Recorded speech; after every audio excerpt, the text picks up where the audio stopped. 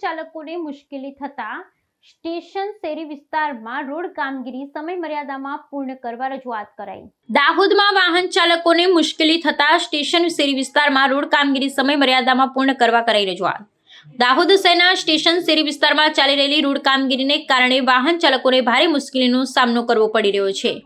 રોડની અપૂર્ણ કામગીરીને કારણે ટ્રાફિક જામ, ધૂળ અને ખાડાઓ જેવી સમસ્યાઓ વધી રહી છે, જેને કારણે સ્થાનિક નાગરિકો અને વેપારીમાં અસંતોષ ફેલાયો છે। ખાસ કરી વરસાદી મોસમમાં હાલત વધુ ખરાબ બની રહી છે અને વાહન ચાલકો માટે પસાર થવું જોખમી બની ગયું છે। આ સમસ્યાને ધ્યાનમાં રાખી સ્થાનિક નાગરિકો અને વેપારીઓએ તંત્રને રજૂઆત કરી છે। તેઓએ માંગ કરી છે કે સ્ટેશન શેરી વિસ્તારમાં ચાલી રહેલી રોડ કામગીરીની સમય મર્યાદામાં પૂર્ણ કરવામાં આવે, જેથી લોકોને રોજિંદા જીવનમાં અવરોધ ન આવે। રજૂઆત દરમિયાન નાગરિકોએ તંત્રને જણાવ્યું કે જો સમયસર કામગીરી પૂર્ણ નહીં થાય તો તેઓ વધુ ઉગ્ર આંદોલન કરશે। તંત્રના અધિકારીઓએ નાગરિકોને આશ્વાસન આપ્યું છે કે રોડ કામગીરી ઝડપથી પૂર્ણ કરવા માટે કોન્ટ્રાક્ટરને સૂચના આપવામાં આવી છે। અધિકારીઓએ જણાવ્યું કે કામગીરીમાં ઉપયોગમાં આવતી સામગ્રીની ગુણવત્તા અને કામગીરીની ગતિ પર ખાસ નજર રાખવામાં આવી રહી છે। તેમ છતાં નાગરિકોની કામની ધીમી ગતિને લઈ હજુ પણ ચિંતિત છે। આ ઘટનાએ દાહોદ શહેરના વિકાસના કામોમાં સમયપાલન અને કામગીરીની ગુણવત્તા અંગે પ્રશ્નચિહ્ન ઊભા કર્યા છે। સ્થાનિકો અને વ્યાપારીઓ હવે તંત્ર પાસેથી રાહ જોઈ રહ્યા છે કે સ્ટેશન શેરી વિસ્તારમાં રોડ કામગીરી વહેલી તકે પૂર્ણ થાય અને વાહન ચાલકોને રાહત મળે।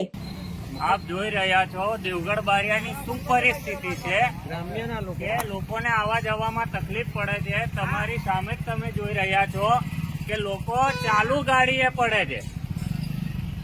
આ પરિસ્થિતિ દેવગઢ બારિયાની છે। ચોમાસાની અંદર આ કામગીરી કરવાનો કોઈ જ નથી। પહેલા તો તમને ચોમાસું પહેલા તમે કામગીરી કરી શકતા હતા, લોકો અત્યારે ગાડીઓ લઈને પડે છે।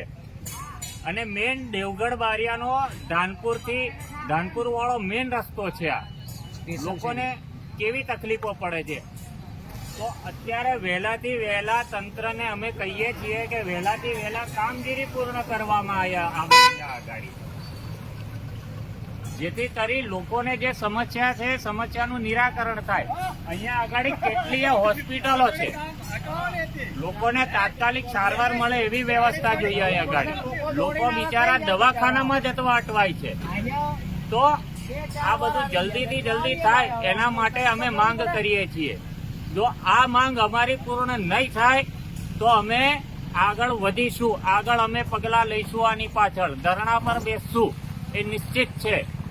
બસ આટલું જ કહું છું આજે। અને સાથે સાથે જે વિક્ટોરિયા સર્કલ જે છે, વિક્ટોરિયા સર્કલની અંદર પણ લેવલિંગ નથી, હજી પણ લેવલિંગ નથી।